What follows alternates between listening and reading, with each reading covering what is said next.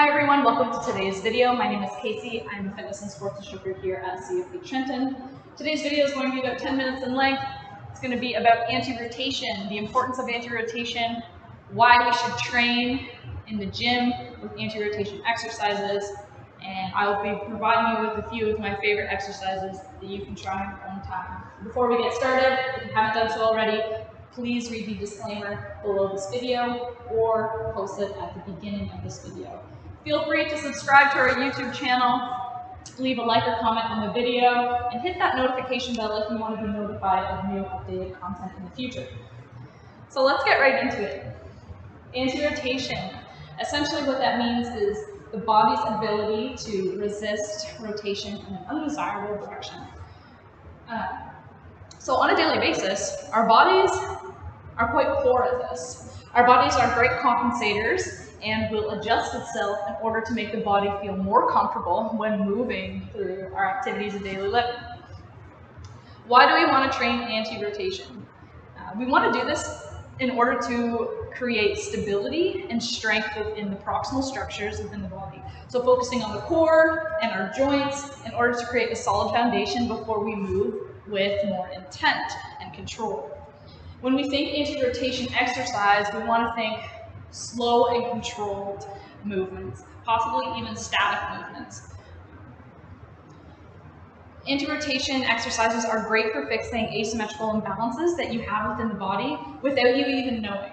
So it is perfect for creating a nice strong foundation before we add load to the body or move into more explosive style training.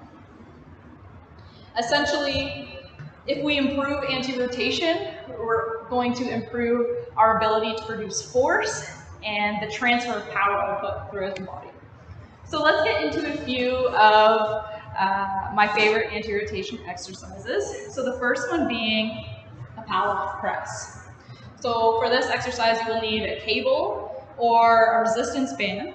And we want to start light here. When training anti-rotation, we don't want to start heavy. It is meant to be done with control without putting extensive load on the body. So for our first exercise, Pallof Press, you're going to anchor your resistance band to a stable surface that is not going to move. So what we want to do is we want to interlock our fingers around the band, the cable or the handles. We're going to pull it to the midline of our body. So it should be in line with our mid-chest, mid-torso. And we want to create a very athletic stance for ourselves here. So hips are wider than shoulder width apart, slight knee bend, maybe a slight hip hinge. And we're going to walk away from the band, laterally away from the band, creating tension. And once we've created that tension, we're going to punch the band right out in front of our body. And at this point, you should feel that the band wants to pull you back towards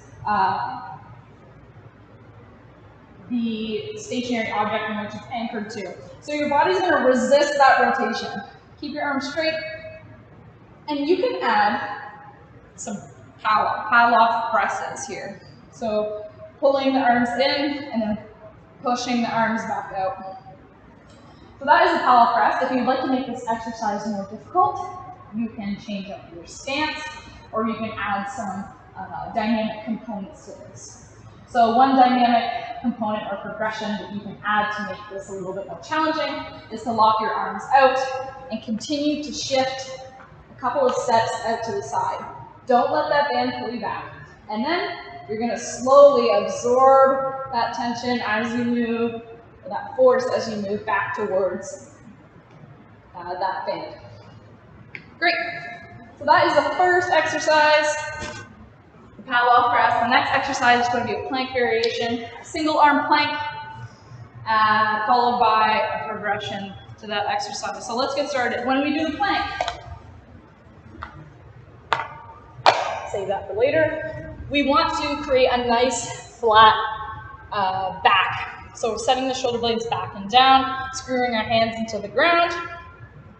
And in order to help with the stability of this exercise, you can spread out your legs or widen your leg stance. We want to tuck our core in, so navel to our spine or belly button to spine. You should feel your core working.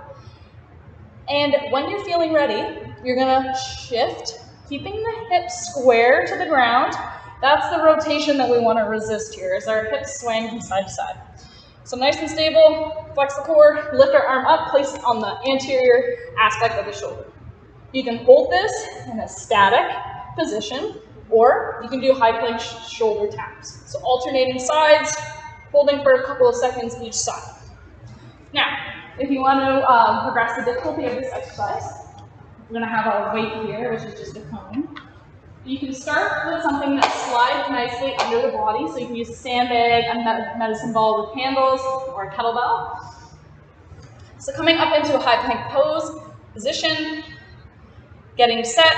We're going to start with that weight just across from the right side of the body here. You're going to reach under with the left hand, grab onto the weight, and you're going to slide it, keeping your hips square to the ground, to the opposite side.